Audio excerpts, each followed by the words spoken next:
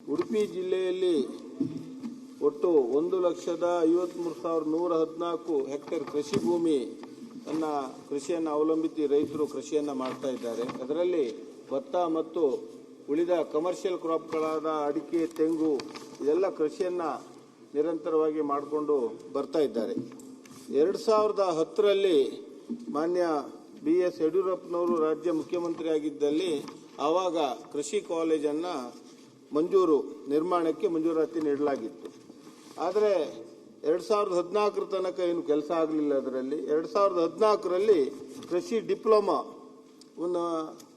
ಒಂದು ಓಪನ್ ಮಾಡಿದ್ದಾರೆ. ಆವಾಗ ಅದರ ನಂತರ ನಿರಂತರ ಕೃಷಿ ಕಾಲೇಜುಗಳ ಬೇಡಿಕೆ ನಮ್ಮಲ್ಲಿ ಉಡುಪಿ ಜಿಲ್ಲೆಯಿಂದ ಸರ್ಕಾರಕ್ಕೆ ಬೇಡಿಕೆ ಇತ್ತು.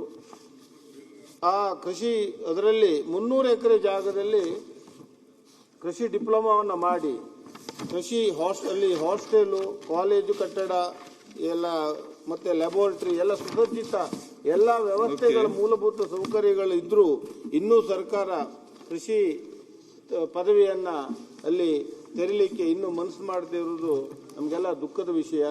ಅಲ್ಲಿ ಎಲ್ಲ ಮೂಲಭೂತ ಸೌಕರ್ಯ ಇದೆ. ಆದರೆ ಸಚಿವರು ಉತ್ತರದಲ್ಲಿ ಕೊಟ್ಟಿದ್ದಾರೆ, 18/6/2022 ನಡೆದ ಪರಿಣಿತ ಸಮಿತಿಯ ಸಭೆಯ ನಡುವಳಿಯಲ್ಲಿ ನೂತನ ಕೃಷಿ ಕಾಲೇಜುಗಳ ಪ್ರಸ್ತಾವನೆಯನ್ನು ಪರಿಗಣಿಸಿದೆ.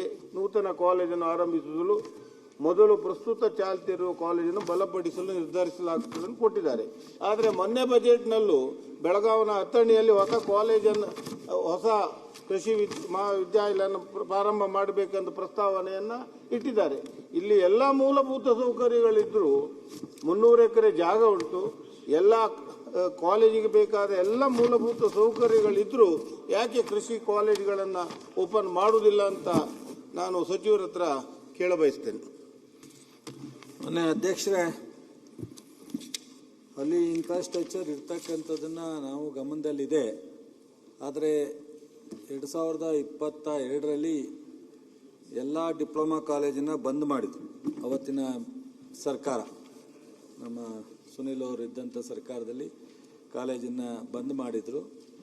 ನಾವು ಬಂದ ಮೇಲೆ ಸಾಕಷ್ಟು ಒತ್ತಡವನ್ನು ಬಂದ ಮೇಲೆ ಮತ್ತೆ ಡಿಪ್ಲೊಮಾ ಕಾಲೇಜನ್ನು ಪ್ರಾರಂಭ ಮಾಡಿ ಅಲ್ಲೂ ಸಹ ಡಿಪ್ಲೊಮಾ ಕಾಲೇಜು ನಮ್ಮ ಸರ್ಕಾರ ಬಂದ ಮೇಲೆ ನಡೀತಾ ಇದೆ. ಈಗ ತಾವು ಹೇಳಿದ್ದೀರಾ, ಎಲ್ಲ ಸದಸ್ಯರು ಉಡುಪಿ ಮತ್ತು ಮಂಗಳೂರಿನ ಬಹುತೇಕ ಶಾಸಕರು, ನಾನು ಅಲ್ಲಿ ಒಂದು ಬಾರಿ ವಿಸಿಟ್ ಕೊಟ್ಟಿದ್ದೀನಿ, ಒಂದು ಕಾಲೇಜ್ ಮಾಡಬೇಕು ಅಂತ. ಮತ್ತು ಹೆಚ್ಚು ಖರ್ಚು ಬರಲ್ಲ ಅನ್ನೋದನ್ನ ಮಾಹಿತಿ ತರಿಸ್ಕೊಂಡಿದ್ದೀನಿ.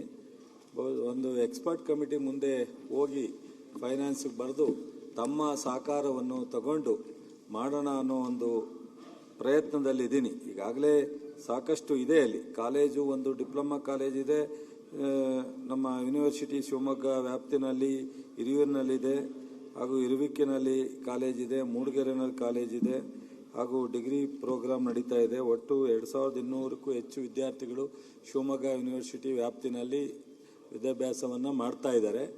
ಬಟ್ ಈ ಮುಂದೆ ಒಂದು ಪ್ರಯತ್ನ ಅಂತೂ ಮಾಡೋಣ, ತಮ್ಮ ಸಹಕಾರನೂ ಇರುತ್ತೆ ಅಂತ ಮನೆ ಅಧ್ಯಕ್ಷರೇ, ಒಂದೇ ನಿಮಿಷ ಪ್ರತಿಸಿ ನಾನು ಮಾತಾಡೋಕ್ಕಾಗಲ್ಲ. ಇದಕ್ಕೆ ನೀವೇ ಒಪ್ಕೊಂಡಿದ್ದೀರಿ, ಮತ್ತೆ ಎಲ್ಲರಿಗೂ ಗೊತ್ತಿದೆ. 350 ಎಕರೆ ಜಾಗ ಇದೆ, ಹಾಸ್ಟೆಲ್ ಬಿಲ್ಡಿಂಗ್ ಇದೆ, ಕಾಲೇಜ್ ಬಿಲ್ಡಿಂಗ್ ಇದೆ, ಎಲ್ಲವೂ ಇದೆ. ನೀವು ಟೀಚಿಂಗ್ ಸ್ಟಾಫ್ ಮಾತ್ರ ಕೊಡಬೇಕು. ಕುವೆಂಪು ಯೂನಿವರ್ಸಿಟಿನವರು ಅದಕ್ಕೆ ನಾವು ಸಹಾಯ ಮಾಡ್ತೀವಿ ಅಂತ ಈ ಹಿಂದೆನೇ ಪತ್ರನ ಕೊಟ್ಟಿದ್ದಾರೆ, ಅದನ್ನು ಹೇಳಿದ್ದಾರೆ. ದಯಮಾಡಿ ನಮ್ಮ ಕರಾವಳಿಯ 3 ಜಿಲ್ಲೆಗಳಿಗೆ ಅನುಕೂಲ ಆಗುವಂತ ಒಳ್ಳೆ ಕಾಲೇಜ್ ಆಗುತ್ತೆ ಅದು. ಇದಕ್ಕೆ ಹೆಚ್ಚುವರಿ ನಿಮಗೆ ಹಣ ಬರೋದಿಲ್ಲ. ಟೀಚಿಂಗ್ ಸ್ಟಾಫಿಗೆ ಬೇಕಾದಂತ ವೆಚ್ಚ ಮಾತ್ರ. ಇನ್ನು ಬಿಲ್ಡಿಂಗ್ ಕಟ್ಟಬೇಕು ಅಂತ ಅಂದಾಗ ನಾವೇನಾದ್ರು ಬೇರೆ CSR ಫಂಡ್ ಅಲ್ಲಿ ಮಾಡ್ಕೊಳ್ಳೋಣ. ಆದ್ರೆ ಕಾಲೇಜನ್ನ ದಯಮಾಡಿ ಚಲುವರಾಯಸ್ವಾಮಿ ಇದ್ದಾಗಲೇ ಕೊಟ್ಟರು ಅಂತ ಒಂದು ಕೀರ್ತಿ ನಿಮಗೂ ಬರ್ತದೆ. ಬರೀ ಮಂಡ್ಯಕ್ಕೆ ಮಾತ್ರ ಅಲ್ಲ, ನಮಗೂ ಸಿಗುತ್ತೆ ಅಂತ. ಹಂಗಾಗಿ ದಯಮಾಡಿ ಉಡುಪಿ ಒಂದು ಕೃಷಿ ಕಾಲೇಜನ್ನ ಇರುವ ವ್ಯವಸ್ಥೆ ಅಡಿನಲ್ಲಿ ಕೊಡಿ ಅಂತ. ಬೇಕಾದ್ರೆ ನಮ್ಮ ಜಿಲ್ಲಾ ಉಸ್ತುವಾರಿ ಸಚಿವರು ಸಪೋರ್ಟ್ ಮಾಡ್ತಾರೆ ನಿಮಗೆ. ಹೇಳಿದ್ರಿ, ಈಗ ಉಸ್ತುವಾರಿ ಸಚಿವರು ಹೇಳಿದ್ದಾರೆ, ನಾನು ಹೇಳಿದೆ, ಸ್ಪೀಕರ್ ಸಾಹೇಬರು ಹೇಳಿದ್ದಾರೆ, ನಮ್ಮ MLC ಮಂಜುನಾಥ್ ಭಂಡಾರಿಯವರು ಬಹಳ ಒತ್ತಡವನ್ನು ತಂದಿದ್ದಾರೆ. ನೀವೆಲ್ಲ ಶಾಸಕರು ಇಲ್ಲಿರ್ತಕ್ಕಂಥ ಉಡುಪಿ ಮತ್ತು ಮಂಗಳೂರಿನ ಶಾಸಕರು ಎಲ್ಲರೂ ಒತ್ತಡ ತಂದಿದ್ದಾರೆ. ಆದರೆ ತಾವು ಹೇಳಿದಾಗೆ ನಾವು ಮಂಡ್ಯ ಒಂದೇ ಅಲ್ಲ, ಇಡೀ ರಾಜ್ಯನೇ ನಮ್ದು. ಮಂಡ್ಯದಲ್ಲಿ ಹುಟ್ಟಿದೀವಿ ಅಷ್ಟೇ, ಇದಕ್ಕೊಂದು ಆದೇಶ ಮಾಡಿ. ಈಗ ಅದರಿಂದ CSR ಫಂಡಲ್ಲಿ ಒಂದಷ್ಟು ಕೊಡಿಸಿ, ಅದೇ ನಿಜವಾಗ್ಲೂ ಖಂಡಿತ ಒಂದು ಎಕ್ಸ್ಪರ್ಟ್ ಕಮಿಟಿ ರಿಪೋರ್ಟ್ ತರಿಸ್ಕೊಂಡು ಫೈನಾನ್ಸ್ಗೆ ರೆಕಮೆಂಡ್ ಮಾಡಿ ತಮ್ಗೆ ಹೇಳ್ತೀನಿ ಸರ್. ಅಧ್ಯಕ್ಷರೇ MBBS ನಂತರ ಅತಿ ಹೆಚ್ಚು ಬೇಡಿಕೆ ಇರುವ ಒಂದು ಕೋರ್ಸ್ BSc ಅದರಿಂದ ಇದಂತ ಪರಿಗಣಿಸಬೇಕಂತ Karnataka TV leader awards 2025 best MLC 2025 Puttanna Congress MLC, Chalavadi Narayanaswamy BJP MLC, BG Patil BJP MLC, Dinesh Gooligowda Congress MLC, BK Hariprasad Congress MLC, Madhu G Madegowda Congress MLC, Sharavana JDS MLC, Rajanna Rajendra Congress MLC, MR Sitaram Congress MLC, Saleem Ahmed Congress MLC, DS Arun BJP MLC, S Ravi Congress MLC.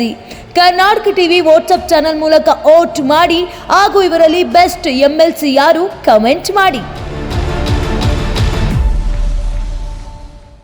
ನೀವು ಸಣ್ಣ ಆಗ್ಬೇಕಲ್ವಾ? ಅದು ಒಂದು ಉತ್ತಮ ಆಹಾರದಿಂದ ಸಣ್ಣ ಆಗ್ಬೇಕಲ್ವಾ? ಪ್ರತಿದಿನ ನಮ್ಮ ಜೀನಿ ಸ್ಲಿಮ್ನ ಯೂಸ್ ಮಾಡಿ ಯಾವುದೇ ಸೈಡ್ ಎಫೆಕ್ಟ್ ಇಲ್ದಂಗೆ ನೀವು ಸಣ್ಣ ಆಗ್ತೀರಾ.